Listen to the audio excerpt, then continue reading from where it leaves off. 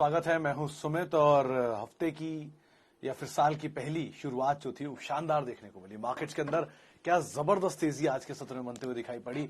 900 अंकों के आसपास की तेजी रही। निफ्टी बैंक में 2.5% के आसपास का मूव रहा। इंडेक्स में 1.5% की तेजी देखने को मिली। मिड कैप इंडेक्स 1% ऊपर, 1.25% ऊपर रहा। स्मॉल कैप इंडेक्स सभी इंडेक्सेस में आज जोरदार तेजी थी, जिसको पहले हाफ में आईटी और दूसरे हाफ में बैंक्स कैरी फॉरवर्ड करते हुए दिखाई पड़ रहे थे। एक बढ़िया तेजी शॉर्ट कवरिंग के तौर पे निफ्टी बैंक में बनते हुए दिखाई पड़ी। इसमें सभी वो बैंक्स जो अब तक बिकवाली में थे, न्यूज फ्लोज के आधार पर, दबाव के आधार पर, वहां पे एक बढ़िया शॉर्ट कवरिंग आते हुए दिखाई पड़ी। मिसाल तौर पे AU small finance bank, RBL bank, जितनी एनबीएफसीज हैं वो सब, बजाज फाइनेंस या फिर आप कह लें चोलामंडलम फाइनेंस, जहां पर बिकवाली थी वो बिकवाली अब कन्वर्ट हुई और एक अच्छी शॉर्ट कवरिंग के चलते निफ्टी बैंक ने तेजी दिखाई। आईटी जो कि जोरदार तेजी में ऑलरेडी कामकाज कर ही रहा है, पिछले सत्र में भी बढ़िया तेजी में था। रिकॉर्ड स्तरों पर आईटी इंडेक्स ऑलरेडी पहुंच चुका है। 50% के आसपास की मूव के बाद अभी भी आईटी की तेजी कायम है। आज भी 1-1.5% की तेजी रही। इसके अलावा आज ऑटो में सिलेक्टिव स्टॉक्स के अंदर खरीदारी आते हुए दिखाई पड़ी। आज न्यूज फ्लो ड्रिवन डे था। मिसाल के तौर पर आज कोल इंडिया में पॉजिटिव खबर का इंपैक्ट था। एसएमएल सुजू में सेल्स नंबर्स का इंपैक्ट आता हुआ दिखाई पड़ा। या फिर आप ऑटो में टाटा मोटर्स को देख लीजिए, सेल्स नंबर का इंपैक्ट था। बजाज ऑटो, हीरो मोटोकॉर्प में थोड़ी बहुत बाइंग थी। मारुति में भी थोड़ी बहुत बाइंग थी। प्रेशर था अशोक लेलैंड में। आरबीएल बैंक जहां पर शुरुआती कारोबार में नेगेटिव न्यूज फ्लोज और उसके बाद एकाएक पुल बैक आता हुआ दिखाई पड़ा शॉर्ट कवरिंग के दम पर, और वो जो उन्होंने Q3 अपडेट दिया उसके दम पर भी। तो ऐसे बहुत सारे ट्रिगर्स बनते गए मार्केट्स में, जिसके आधार पर मूव देखने को मिल रहा था। तो अलग अलग ट्रिगर, अलग अलग सेंटिमेंट ड्रिवन मूव मार्केट में बना हुआ है और उसके आधार पर बाजार में तेजी का सिलसिला जो है वो देखने को मिल भी रहा है। चलिए दोस्तों, अगर आप बाजार में अपना पैसा इन्वेस्ट करना चाहते हैं तो अभी जुड़े एंजल ब्रोकिंग के साथ में, क्योंकि यहां आपको मिलती है एक अच्छी एडवाइस और भरोसेमंद सर्विस, और यहां अकाउंट ओपन करना भी है बिल्कुल फ्री ऑफ कॉस्ट। तो आज ही जुड़े एंजल ब्रोकिंग के साथ में। अकाउंट ओपनिंग लिंक डिस्क्रिप्शन में है। आज ही अपना अकाउंट ओपन कराएं। अब सवाल जवाब का सिलसिला शुरू करते हैं और हर रोज की तरह शिवम मिश्रा साहब का एक सवाल मेरे सामने आज फिर आया हुआ है। उन्होंने आज जो सवाल पूछा है वो ये कि कोई एक न्यू एज कंपनी चुनी जाए, चाहे वो पेटीएम हो, नायका हो, जोमैटो हो। सर पेटीएम तो नहीं है, पहली चीज तो ये आप मतलब मेरी तरफ से नहीं है, बाकी आपको सही लगता तो कोई बात नहीं। उसकी वजह सिर्फ एक ही कि 9,000 करोड़ रुपए का लॉस है, वो लॉस प्रॉफिट में आ जाए कोई दिक्कत नहीं फिर मुझे। बाकी बची हुई दो, जोमैटो और नायका, दोनों कंपनियों में एक ही फ्लॉ कि दोनों के प्रॉफिट से ज्यादा अहेड इनके नंबर्स चल रहे हैं, इनकी मार्केट वैल्यू चल रही है। और इन दोनों में भी अगर कटाई छटाई करी जाए तो फिर भी जोमैटो एक बार वो डिपेंड करेगा। आईटी में टीसीएस मेजर था, लेकिन टीसीएस के सामने आते गए आईटी की एक से एक दिग्गज कंपनी है और वो ज्यादा बेटर परफॉर्म करके गई टीसीएस के कंपैरिजन में। टीवीएस स्टेबल है, मैं इसमें दोहराया नहीं, टीसीएस आज भी नंबर 1 है, स्टेबल है, बेस्ट कंपनी है। लेकिन मिड कैप आईटी तेज चला क्योंकि उनकी सर्विसेज है, उनकी एंसिलरी ज्यादा है, इक्विटी साइज छोटा है, वैल्यूएशन महंगे नहीं है। तो लाइकवाइज आज के दिन के हिसाब से ये बात सही है कि जोमैटो ज्यादा अट्रैक्टिव है इन तीन में एटलीस्ट। लेकिन अब जोमैटो अपने सेक्टर का बेस्ट है ये कहना मुश्किल है, और आगे चल के वो बेस्ट रहेगा ये भी कहना मुश्किल है। तो ये सिनेरियो सिचुएशन पे बदलता रहेगा। आप सिनेरियो सिचुएशन को पढ़ते रहिएगा और उसके हिसाब से कॉल लेते रहिएगा। Okay, IPO of LNT infotech, अरे वाह बहुत बढ़िया पटेल साहब, बने रहिए, कुछ मत करिए इसमें। लॉन्ग टर्म इन्वेस्टर हैं आप, आईपीओ के शेयर हैं आपके पास, बढ़िया दाम वहां से भाग चुका है शेयर में, अभी भी जानकार तेजी देख रहे हैं, तो आप किसका इंतजार कर रहे हैं? बने रहिए, कुछ मत करिए। ₹1 का शेयर मत बेचिए, सिर्फ बने रहिए। कभी किसी फाइन डे, जो लगभग इम्पॉसिबल है, 99.99% चांसेस है कि वो नहीं होगा, लेकिन अगर कभी हुआ कि आपके आईपीओ प्राइस से नीचे आया तो और ले लीजिएगा। सबसे बढ़िया रणनीति है, एडजस्टमेंट के बाद नहीं, बिना एडजस्टमेंट के। और एडजस्टमेंट हो रहा है तो बढ़िया है। यही शेयर कल को स्प्लिट होंगे, बोनस होंगे, नंबर ऑफ शेयर्स बढ़ते रहेंगे, कुछ मत करिए, बैठे रहिए शांति से। इसी तरह की और वैल्यू ढूंढिए जहां पैसा डाल सकते हैं। अच्छा जी, आंध्रा शुगर, सुनीता जी बहुत ही शुगर स्पेस में आप पता नहीं, मतलब मैं गलत भी हूँगा, आप कभी देखिएगा ये स्पेस की चाल को, कोई भी हो, चाहे बलरामपुर चीनी, धामपुर, बलरामपुर, द्वारकेश, रेणुका, राणा, रेणुका को छोड़ देते चलिए एक बार को, राणा, ईआईडी पैरी को भी छोड़ सकता हूं मैं। इनके अलावा इनको क्यों छोड़ रहा हूं कि इन दोनों के सिस्टम अलग अलग है। ईआईडी पैरी खाली शुगर में नहीं है, वो कन्फेक्शनरी में है, वो टाइल्स में है, वो ऐसे बहुत सारे बिजनेस में है। और रेणुका में मैनेजमेंट चेंज, इसलिए कुछ कहना मुश्किल है। लेकिन बाकी सभी एक सेक्युलर ट्रेंड में चलते हैं, ये तेजी पकड़ते हैं, फिर साइकिल घूमती है, ये नीचे आ जाते हैं, फिर साइकिल घूमती है, तेजी पकड़ लेते हैं। तो इनकी साइकिल के किस हिस्से में आप इन्वेस्टेड हैं उसको ध्यान रखिएगा और इसके हिसाब से कॉल लीजिएगा। इंडिविजुअल आंध्रा शुगर में एक चीज का ध्यान रखिएगा कि वॉल्यूम बहुत कम होते हैं, तो कहीं ट्रैप ना हो जाए आप, तो उस हिसाब से आप कॉल लीजिएगा। अनिल जी का सवाल है कि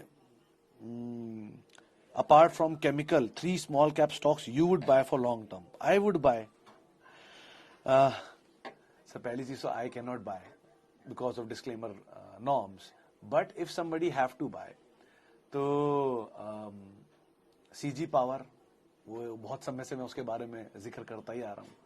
वो तब 13 रुपए का था जब पहली बार मैंने उसका जिक्र किया था, फिर 40 रुपए पे तो बहुत जिक्र किया, सबको बोला ले लीजिए, और आज भी बोलता हूँ कि ले सकते हैं, लेकिन नीचे मिले तो, जो होता नहीं है। तो सीजी पावर एक कंपनी है, इसलिए कि मुरुगप्पा ग्रुप की कंपनी है, क्रेडिबिलिटी पे कोई सवाल ही नहीं है उनकी, सिचुएशन इंप्रूव हो रही है तो उसका इंपैक्ट आता हुआ दिखाई पड़ेगा। दूसरा, आप कभी भी कोई लिकर कंपनी ली जा सकती है अगर नीचे मिल जाए तो। स्मॉल कैप में एक वेंकीज को कभी आप छोड़ नहीं सकते, क्योंकि वेंकीज की इक्विटी बहुत छोटी है, 1.5-2 करोड़ शेयर है बाजार में, और कारोबार बहुत ही बढ़िया है। थोड़ा सीजनल इंपैक्ट रहता है, न्यूज फ्लो का इंपैक्ट रहता है, कभी बर्ड फ्लू, कभी कोई और रीजंस जिसकी वजह से इनका बिजनेस हिट हो जाता है, लेकिन अदरवाइज कंपनी ठीक है ये। तो इनको मैक्रो इकोनॉमिक सिनेरियो को अगर आप दरकिनार रख के देख सकते हैं तो आप देख सकते हैं इसे भी।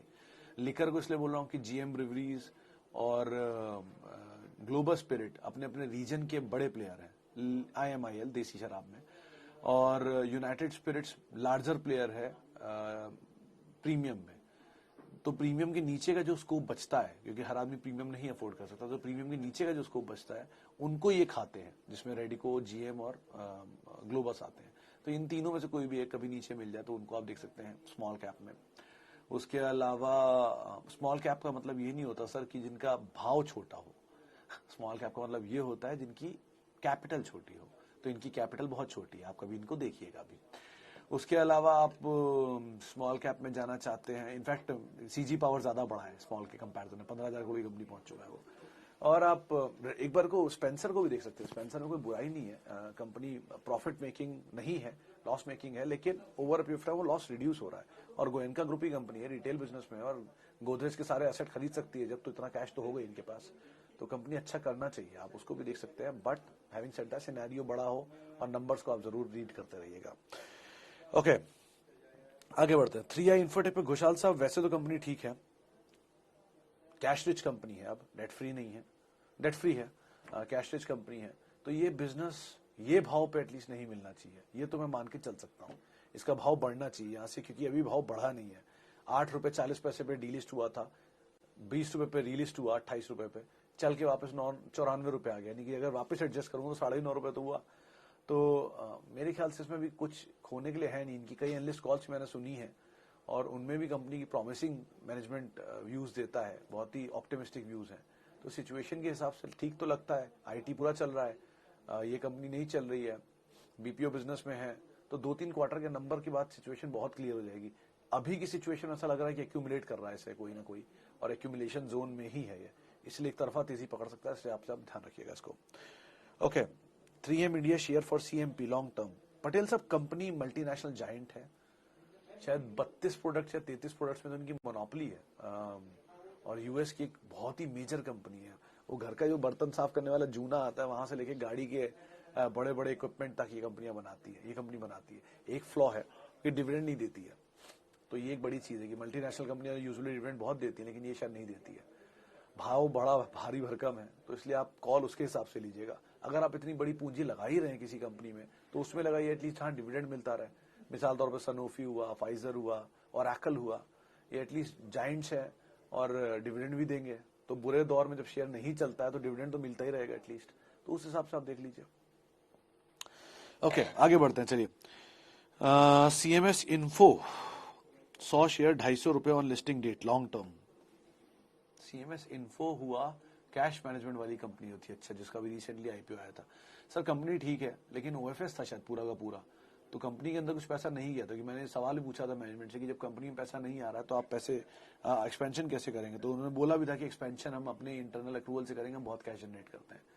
तो किसी भी आईपीओ के लिए मैं एक ही बात बोलूंगा कि किसी आईपीओ का रियल टेस्ट होता है 2 साल के अंदर, जब एंकर इन्वेस्टर निकल जाते हैं, फंड उसमें आना शुरू करते हैं, उसके 2-3-4 क्वार्टर 5 क्वार्टर के नंबर आ चुके होते हैं, बाजार के थपेड़े बेसिकली झेल लेता है उसके बाद।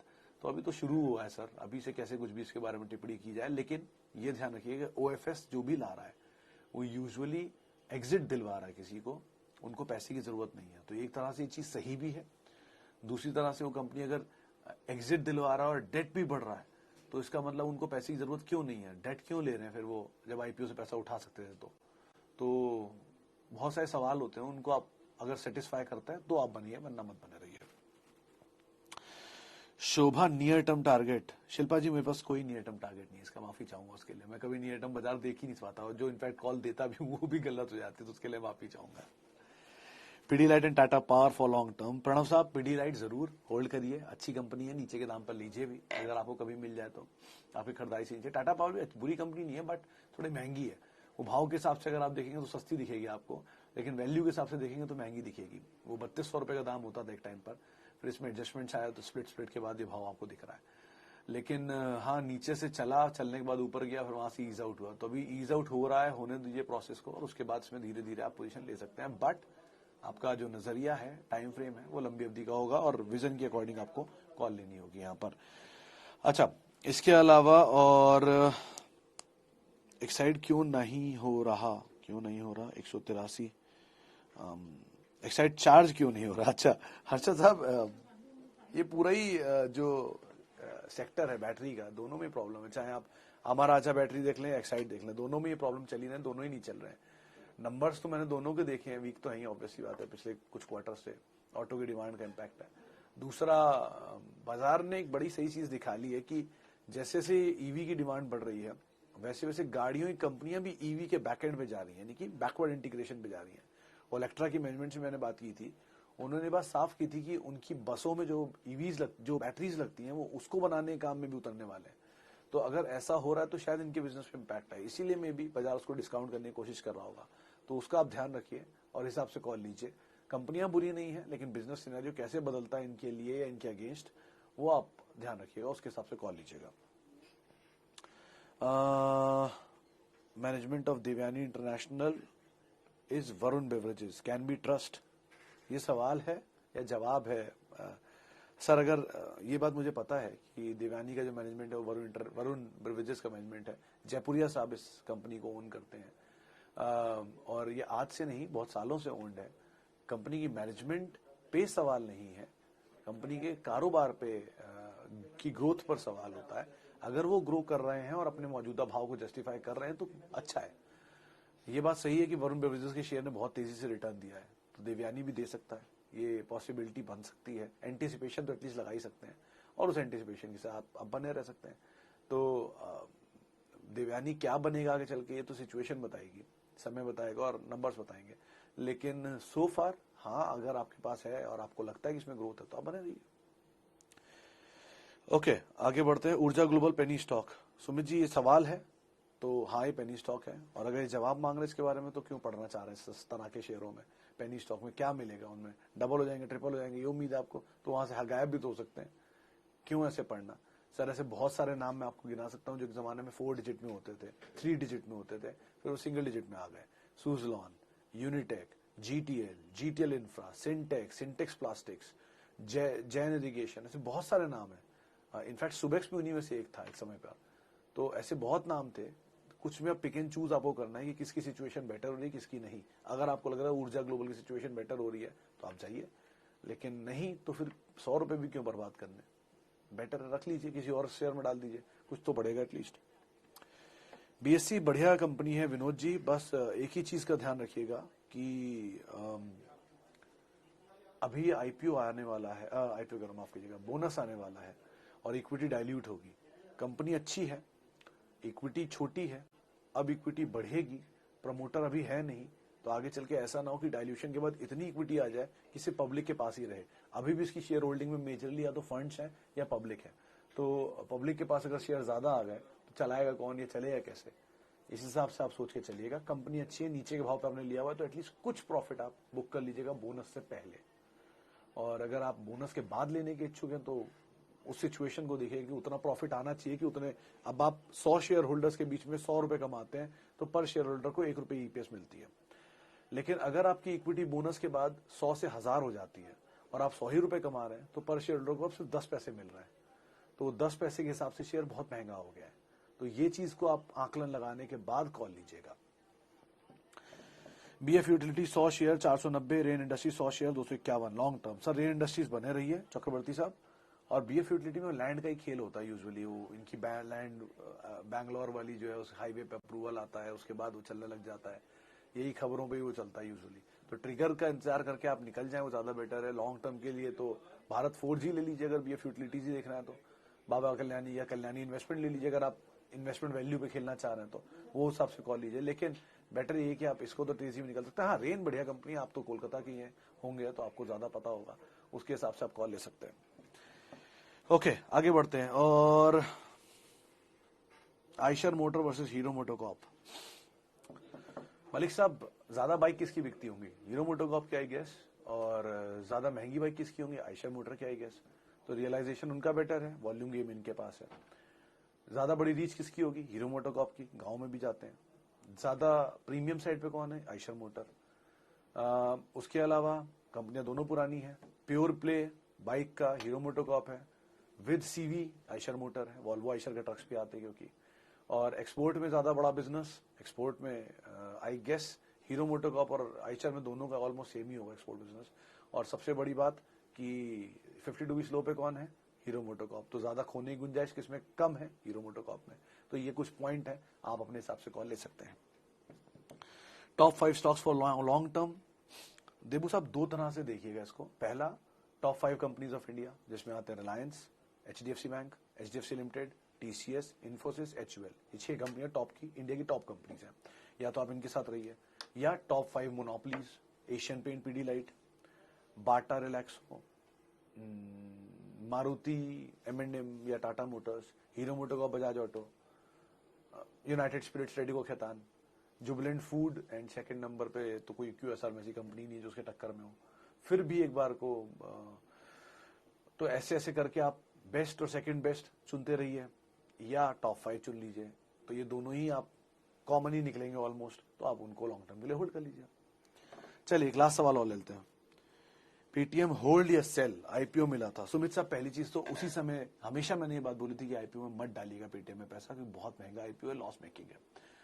उसके बाद भी मे भी आपने नहीं सुना हो, मे भी आपको लगता हो चलेगा और शायद नहीं चला। तो अगर आपका नजरिया लंबी अवधि का तो आप बने ही रहेंगे, मेरे कहने से कोई फर्क नहीं पड़ता। अगर आपका नजरिया लंबी अवधि का नहीं है तो आज भी ये लॉस मेकिंग ही है। 2 क्वार्टर का नंबर देख लेंगे, उसका सिचुएशन क्लियर हो जाएगी। आपको लगता है कि नहीं अब ये पैसा ब्लॉक है, छोड़ देता हूं, तो आप उसके हिसाब से कॉल ले सकते हैं। कोई भी लॉस मेकिंग बिजनेस में पैसा मत डालिए, तेजी में वो नहीं दिखेगा, मंदी में दिखाई पड़ेगा। इसीलिए ध्यान संभल कर ट्रेड करिए। बाजार में मौके लगते हैं, मौके होते नहीं है। वो ऐसा क्यों है कि पुरानी कंपनियां ही चलती हैं, पुरानी कंपनियों में लोग क्यों इन्वेस्ट करते हैं, बड़ी कंपनियों में क्यों इन्वेस्ट करते हैं, छोटी कंपनियों में क्यों नहीं करते। ये बड़ी कंपनियां बड़ी किसी वजह से बनी है, छोटी छोटी किसी वजह से ही है। तो वो वजह समझिए और उसके बाद कॉल लीजिए, ज्यादा बेटर रहेगा। चलिए फिलहाल अब इतने सवालों को मैं शामिल कर पाऊंगा। माफी उन सभी लोगों से जिनसे हम बातचीत नहीं कर पाए, और बहुत बहुत शुक्रिया उन सभी लोगों का जिन्होंने सवाल पूछे। आप सभी को इस साल की 2022 की बहुत बहुत शुभकामनाएं। संभल के ट्रेड करिए। बाजार 2022 में भी रहेगा, 21 में भी था, 19 में भी था, 8 में भी था, 2040 में भी रहेगा, वो रहेगा। हमें अपनी सोच को बदलना है। ध्यान रखकर उस हिसाब से आप इन्वेस्ट करिएगा, बढ़िया कंपनियों को चुनिए, इन्वेस्ट करिए, बने रहिए। इसी नोट के साथ आप मेरे साथ जुड़ सकते हैं @सुमित रिसर्च मेरा ट्विटर हैंडल है। नमस्कार।